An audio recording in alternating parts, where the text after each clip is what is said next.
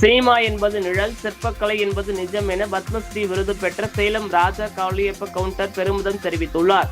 இந்தியாவின் உயரிய குடிமக்கள் விருதுகளில் ஒன்றான பத்மஸ்ரீ விருது பெற்ற சேலம் மாவட்டம் கண்ணங்குறிச்சி பகுதியைச் சேர்ந்த சிற்ப கலைஞர் ஸ்தபதி ராஜா காளியப்ப கவுண்டருக்கு அவரது சொந்த ஊரில் பொதுமக்கள் சார்பில் உற்சாக வரவேற்பு அளிக்கப்பட்டது.